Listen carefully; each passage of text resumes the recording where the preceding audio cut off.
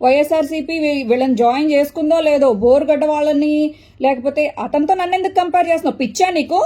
బోరుగడ్డని వ్యతిరేకించింది I'm the first person. YSRCP ఏమని ప్రచారం చేసింది చూడు, ఏమని ప్రచారం చేసింది? అతన్ని మా వైఎస్ఆర్సీపీ నేత అని ప్రచారం చేసింది. ఇదిగో సాక్షి టీవీలో వచ్చిన వీడియో. వైసీపీ నేత బోరుగడ్డ అనిల్ క్యాంప్ ఆఫీస్ కు టీడీపీ గుండాలు నిప్పు పెట్టారు. కోటంరెడ్డి శ్రీధర్ రెడ్డి, గిరిధర్ రెడ్డిలను ప్రశ్నించినందుకు ఏమన్నాడు ఈయన? వైఎస్ఆర్సీపీ నాయకుడు. ఈ న్యూస్ ఎందులో వచ్చింది? సాక్షి టీవీలో వచ్చింది.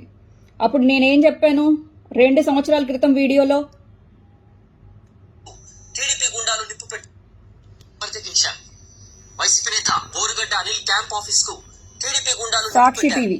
కోటంరెడ్డి శ్రీధర్ రెడ్డి, గిరిధర్ రెడ్డిలను ప్రశ్నించినందుకు ఈ ఒక్క పాయింట్ సాక్షి టీవీలో వచ్చింది. వైసీపీ నేత బోరుగడ్డ అనిల్. నేను ఎప్పుడు వైసీపీ అని చెప్పి నువ్వు అసలు పేరు పెట్టుకోవద్దు అని చెప్పేసి నేను పబ్లిక్ వీడియో రిలీజ్ చేశాను. నేను తప్ప వైఎస్ఆర్సీపీలో బోరుగడ్డ అనిల్ని వ్యతిరేకించిన వాళ్ళు ఎవరూ లేరు. అప్పుడు నేను చెడ్డదన్నా? వాళ్ళ పిల్లల్ని ఇది చేస్తాను అన్న వాళ్ళు వైఎస్ఆర్సీపీ నేత అని చెప్పుకోవడానికి సాక్షి టీవీలో వేశారు. షేమ్ కదా? ఎప్పుడైనా శ్రీరెడ్డి వైఎస్ఆర్సీపీ సానుభూతి పరురాలు అని చెప్పి ఒక్కరోజు సాక్షి టీవీలో వచ్చిందా? నన్ను కార్నర్ చేసినట్టు కాదా? ఇలాంటి వాళ్ళ వైఎస్ఆర్సీపీకి కావాలి? ఇంకా చూపిస్తా, నన్ను ఎలా కార్నర్ చేశారు అనేది చూపిస్తా.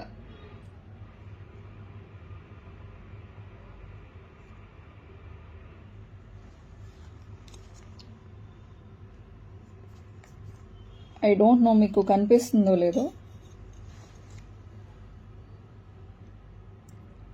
మహేష్ శీలం అండ్ జగనన్న ఈ ఫోటోలో ఉన్నది. ఈ ఫోటో ఎందుకు చూపిస్తున్నాను అని అంటే, ఈ పిల్లోడు రీసెంట్గానే వీడియోస్ పెట్టుకుంటున్నాడు. రీసెంట్గా అంటే కొన్ని సంవత్సరాల క్రితం ఎలక్షన్స్కి అదే వైఎస్ఆర్సీపీ అధికారంలోకి వచ్చిన తర్వాత కొన్ని సంవత్సరాలకి ఈ అబ్బాయి వీడియోస్ చేయడం మొదలుపెట్టాడు. ఈరోజు ఆ అబ్బాయి ఫోటో తీయించుకోగలిగాడు. అంటే ఇన్ని సంవత్సరాలుగా నేను కష్టపడుతున్నాను, నేను తీయించుకోలేకపోయాను జగనన్నతో. ఈయన ప్రదీప్ చింత, అయ్యో నాకేంటో లైటింగ్ ప్రాబ్లం, ప్రదీప్ చింత.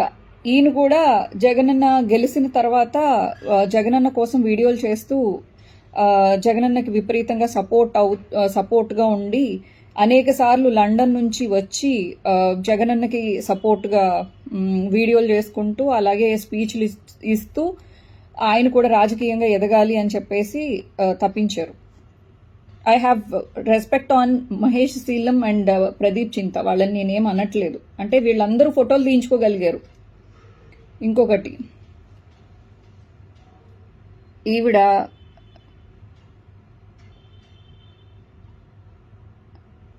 శ్యామల, యాంకర్ శ్యామల, జస్ట్ ఎలక్షన్స్కి 2 రోజులు అప్పుడు కూడా ఈమె గురించి ఏమన్నారంటే, సిద్ధం సభలు పెడుతున్నాము గెస్ట్గా రండి అంటే నాకేం డబ్బులు ఇస్తారు అని చెప్పేసి అడిగిందంట ఈమె.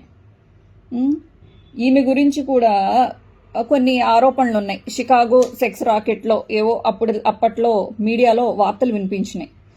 నాకు పర్సనల్గా తెలిసినా కూడా కొన్ని డీటెయిల్స్ నేను చెప్పాలని అనుకోవట్లేదు. సెక్స్ రాకెట్లో పట్టుబడిన వాళ్ళతో కూడా అంటే వాళ్ళు కూడా ఫోటోలు తీయించుకోగలిగారు. నేను జర్నలిస్ట్ సాయి, నేను ఎప్పుడు ఫోటో కూడా తీయించుకొనివ్వలేదు నన్ను.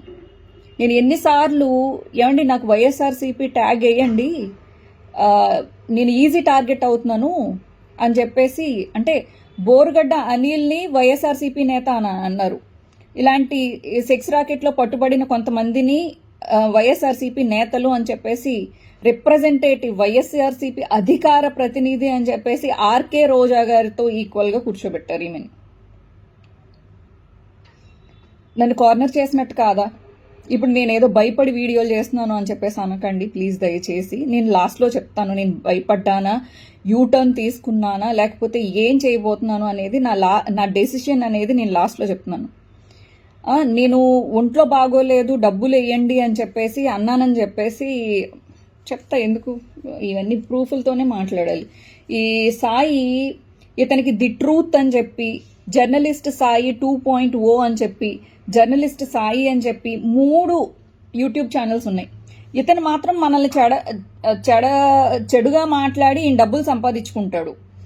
ఈయన మాత్రం పత్తిత్తు కబుర్లు ఎలా చెప్తాడో చూడండి ఒకసారి.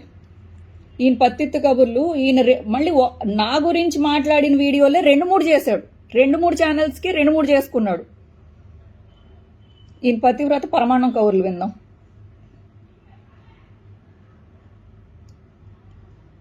వ్యవహరిస్తోంది కానీ కోసం తను ఆ విధంగా వ్యవహరిస్తోంది. కానీ అది దుర్భాషలు దుర్మార్గపు మాటలు మాట్లాడకుండా ఉంటే బాగుంటుందని ఎవరైనా అనుకుంటారు.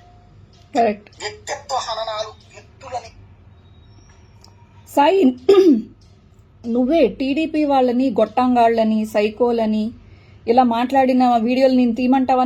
నీవి గొట్టంగాళ్ళు సైకోగాళ్ళు శాడిస్టులు అని చెప్పేసి మాట్లాడినవి నీ తీయమంటావా? అంటే నువ్వు మాట్లాడితే నువ్వు జర్నలిజం ముసుగులో నువ్వు ఏం మాట్లాడినా నువ్వు కరెక్ట్. ఇప్పుడు నేను ఎందుకు మాట్లాడానే అనే ఒక్క పాయింట్లో నేను చెప్పేస్తా సాయి, నీకు ప్రజలకు కూడా తెలియాలి. ఎక్కువ వ్యూవర్షిప్ వస్తుంది, ఎక్కువగా షేర్ అవుతుంది అన్నటువంటి ఉద్దేశంతో అది చేసుకొచ్చింది. ఇప్పుడు కేసులు అరెస్టుల దగ్గరకు వచ్చాడు, క్షమాపణ చెప్పి ఆగేటటువంటి వ్యవహారం అనేది.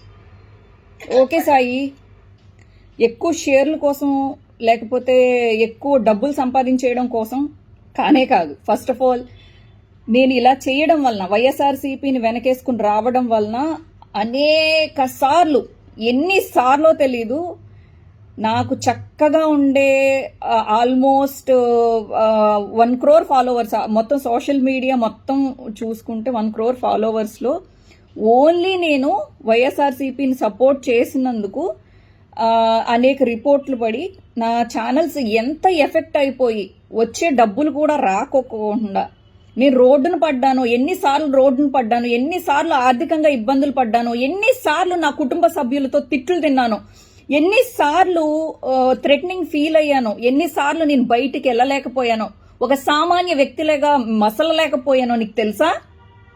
ఈ సాక్రిఫైస్లు ఎవరి కోసం చేశాను? వైఎస్ఆర్సీపీ కోసం చేశాను. వైఎస్ఆర్సీపీ కోసం. మళ్ళీ మీకు ఈ డౌట్ వస్తుంది, అలా మాట్లాడొచ్చా అని. అలా మాట్లాడిన దానికి కూడా నేను సమాధానం చెప్పి ఈ వీడియో ఆఫ్ చేస్తాను మీకు. చెందినట్టు ప్రవర్తించడం, ఆ మధ్యన అయితే చక్కగా ఏదో గుళ్ళకది వెళ్ళి పూజలు చేస్తున్నట్టు ఇట్లాంటివి కూడా పెట్టి తర్వాత మళ్ళీ నా పూజలు, నా ధ్యానాలు, లేకపోతే నేను ఇస్కాన్ టెంపుల్లో నేను డివోటీగా ఉన్నాను. నేను ఇప్పటి నుంచి కాదు, నా చిన్నప్పటి నుంచి. మా నాన్నగారు కొన్ని దేవాలయాలకి, విష్ణువు ఆలయాలకి ధర్మకర్తలుగా ఉన్నారు. అండ్ ఆల్సో మేము సొంతంగా కూడా మా సొంత డబ్బులు పెట్టుకుని, అలాగే మా సొంత భూమి ఇచ్చుకుని విష్ణువుకి ఒక ఆలయం కట్టించుకున్నాము, అలాగే దేవి గుడి కట్టించుకున్నాము, అండ్ సాయిబాబా గుడి కట్టించుకున్నాము. నీకేం తెలుసు సాయి మా డివోషనల్ బ్యాక్గ్రౌండ్? ఒకవేళ డివోషనల్ బ్యాక్గ్రౌండ్ ఉందనుకో, ఇప్పుడు రాజకీయ నాయకులు ఎవరు హోమాలు కానీ పూజలు కానీ చేయట్లేదా? చేసిన వాళ్ళు రాజకీయాలు మాట్లాడట్లేదు. ఏంటిది ఇది? ఏం పైత్యం? నీకు ఏం వస్తుంది ఇలాంటివి మాట్లాడితే? ఇది ఏమి జర్నలిజం అంటే? దేవుడు పూజలు చేసుకుంటే మారిపోయినట్ట అంటే చెడుగా మారిపోయినట్ట, మంచిగా మారిపోయినట్ట? వ్యక్తిత్వం వేరు, అండ్ ఆల్సో భగవంతుడు పూజ వేరు.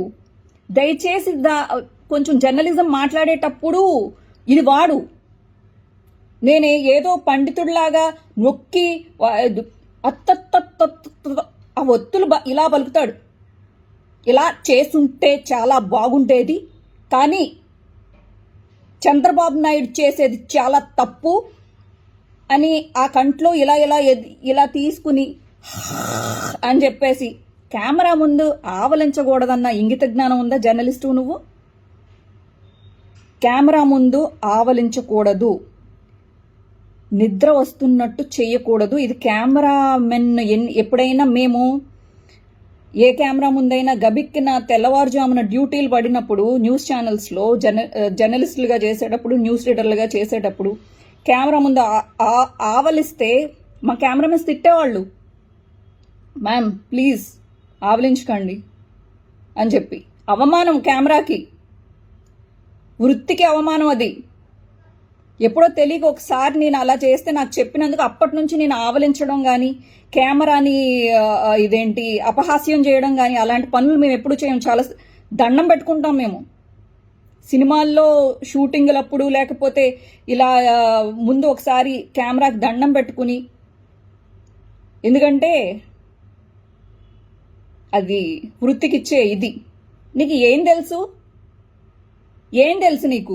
ఎప్పుడు ప్రతి వీడియోల్లోనూ కంట్లో ఏదో వచ్చేస్తుందా నీకు?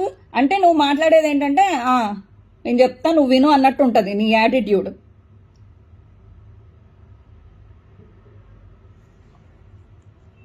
అంటే నేను పెద్దోడిని కదా, నాకు ఇన్ని సంవత్సరాల ఎక్స్పీరియన్స్ ఉంది కదా, నన్నెవడు తప్పు పడతాడో అని అనుకుంటున్నావు నువ్వు. బేసిక్ గా ఇక్కడ సమస్య ఏంటంటే ఆలోచించేటటువంటి తీరు. ప్రచారం పొందడం కోసం ఏం చేసినా తప్పు లేదనేటటువంటి రూటు ఒకటి. ప్రచారం అంటే పబ్లిసిటీ నాకు నా కుకింగ్ ఛానల్స్లో, అలాగే నేనేమైనా ఎక్స్పోజింగ్ వీడియోస్ పెట్టుకుంటే రాజకీయాల్లో వచ్చిన ప్రచారం కన్నా, పబ్లిసిటీ కన్నా, వ్యూయర్షిప్ కన్నా, నువ్వు అదే చెప్పాలనుకుంటున్నావు. ఎక్కువేం కాదు.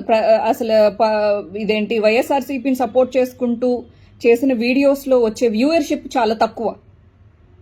నేను వంట ఛానల్స్లో నేను వంటలు పెట్టుకుంటే వచ్చే మిలియన్స్ ఎన్ని ఉన్నాయో నువ్వు కళ్ళారా నా యూట్యూబ్ ఛానల్స్లో చూసుకో. ఇన్ని రకాలుగా నేను కొంతమందిని అడిగానండి. మన వైఎస్ఆర్సీపీ అధికార ప్రతినిధి వెంకటరెడ్డి గారికి ఫోన్ చేసి, సార్ పార్టీకి చాలా అవమానం ఇది, ఆ బోరుగడ్డ అనిల్ అనే అతనికి పార్టీకి సంబంధం లేదని లెటర్ రిలీజ్ చేయండి అని చెప్పేసి నేను ఆయనకు ఫోన్ చేసి చెప్పాను. అలాగే ఇతర వ్యక్తులకు కూడా ఫోన్ చేసి చెప్పాను. మహేష్ శీలం అనే అతను సాక్షి, మీరు కావాలంటే అతన్ని మహేష్ మీరు ఒక వీడియో చేయగలిగితే చాలా బాగుంటుంది. అతను కాన్ఫరెన్స్లో ఉన్నప్పుడు బోరుగడ్డ అనిల్ అనే అతను నేను బోరుగడ్డ అనిల్ని తిట్టానని చెప్పేసి కొంతమంది లేడీస్తో అసహ్యంగా తిట్టించి ఫోన్స్లో, అమ్మ ఎవరు మీరు అని అంటే బోరుగడ్డ అనిల్కి సంబంధించిన వ్యక్తులు అని చెప్పేసి వాళ్ళు తిట్టారు నన్ను. నేను పర్సనల్గా చాలా ఫేస్ చేశాను. సరే వీళ్ళందరినీ, అంటే బోరుగడ్డ అనిల్ని కూడా వైఎస్ఆర్సీపీ నేత అని అన్నారు. కష్టపడని శ్యామల లాంటి వాళ్ళని తీసుకొచ్చేసి వైఎస్ఆర్సీపీ నేతలు అన్నారు. అలాగే రీసెంట్గా వచ్చిన ప్రదీప్ చింత గారిని, లేకపోతే మహేష్ శీలం లాంటి వ్యక్తులందరూ వెళ్ళి జగనన్న దగ్గర ఫోటోలు తీయించుకున్నారు. నేను ఏ రోజు ఒక్క ఫోటో తీయించుకోలేదు. ఏ రోజు మా వైఎస్ఆర్సీపీ తరపున శ్రీరెడ్డి మాట్లాడుతుంది అని అనలేదు. లేదా నా వీడియోలన్నీ వైఎస్ఆర్సీపీ సోషల్ మీడియాలో పెట్టుకుంటున్నప్పుడు, అమ్మ నువ్వు బాగా మాట్లాడుతున్నావు కానీ ఇలా ఈ లైన్ తీసుకో, లేకపోతే ఇలా వెళ్ళండి, మేము ఎంకరేజ్ చేస్తాం. అప్పుడు కూడా నాకు హామీలు ఇచ్చారుగా, కంపల్సరీ వైఎస్ఆర్సీపీ మీకు ఏదో చేస్తుందండి, మీరు కొంతమంది వ్యక్తులు అన్నారండి, మీరు బ్యాడ్గా వెళ్ళకండి అని చెప్పారు. నేను అబద్ధం చెప్పకూడదు, ప్రతిదీ నేను ఫ్రాంక్గా మాట్లాడతాను. సో ఇది నన్ను కార్నర్ చేసిన విధానం ఇది. ఇంకా నెక్స్ట్ పాయింట్ ఏంటంటే, మరి నువ్వు జర్నలిస్ట్ సాయి, ఇంకొక విషయం నువ్వు ఎందుకు మాట్లాడలేకపోతున్నావు?